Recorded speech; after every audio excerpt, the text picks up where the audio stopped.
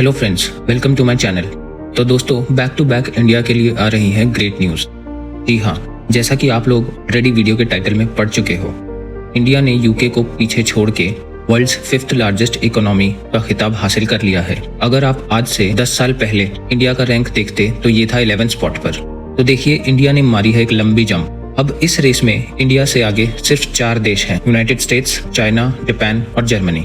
अगर हम IMF के रिपोर्ट के हिसाब से Indian economy in nominal cash terms GDP है 845.7 बिलियन USD और सेम टर्म्स में इंग्लैंड की GDP है 816 बिलियन USD। यहाँ आप ये क्वेश्चन पूछ सकते हो कि ये GDP फिगर्स जो सामने आए हैं, इन्हें नॉमिनल GDP क्यों बोला जाता है? तो अगर मैं आपको सिंपल लैंग्वेज में बताऊं तो नॉमिनल GDP वो GDP होती है जिसमें फाइनल कैलकुलेशंस करते समय एक प्रोडक्ट के मार्केट प्राइस को कंसिडर किया जाता है। बेसिकली इसमें इन्फ्लेशन यानी कि महंगाई भी ऐड होती है, जो कि एक रियल ग्रोथ नहीं मानी जाती।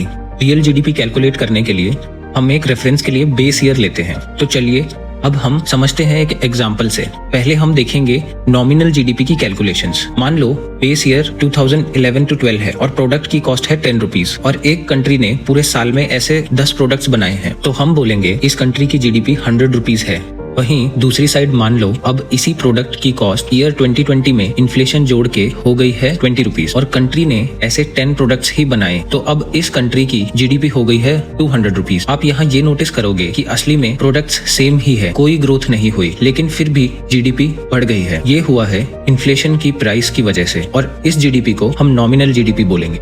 अब अगर हमें 2020 में रियल GDP कैलकुलेट करनी होगी तो हम उसी प्रोडक्ट की 2011 वाली प्राइस यानी कि 10 रुपीज लेंगे और अब ये भी मान लो कि कंट्री में ऐसे 20 प्रोडक्ट्स बनाए हैं, तो अब रियल GDP होगी 200 रुपीज। तो इसमें हमें पता चलता है कि एक्चुअल में एक कंट्री की ग्रोथ हुई है क्योंकि कंट्री की प्रोडक्शन बढ़ी है। आई होप अब आपको डिफरेंस पता चल गया होगा। और दुनिया के इकोनॉमिस्ट्स का ये मानना है कि 2020 या उससे पहले इंडिया जर्मनी को भी पीछे छोड़ के 4th प्लेस पे आ सकता है। देखो दोस्तों, अब मैं आपको एक इंटरेस्टिंग कंपैरिजन भी बताता हूँ। अगर हम कंपेयर करें यूरोप और एशिया की इकोनॉमी को, तो यूरोपियन कंट्रीज जैसे कि Germany, United kingdom, France, Italy, Russia, Spain, Netherlands मिलके 18.8 ट्रिलियन USD की इकोनॉमी बनाते हैं और वहीं हमारी एशियन कंट्रीज जैसे कि Japan, India, China, south Korea, Indonesia मिलाकर 31.45 ट्रिलियन USD की इकोनॉमी बनाते हैं। आप सिर्फ इस कंपैरिजन से देख सकते हो कि एशिया में कितना पोटेंशियल है। और आज जैसे यूरोपियन कंट्रीज सैंक्शंस लगाने की धमकी देती हैं, वैसे ही आने वाले टाइम में एशिया का दबदबा पूरी दुनिया में होगा। और हाँ, मैं ये भी ऐड करना चाहूंगा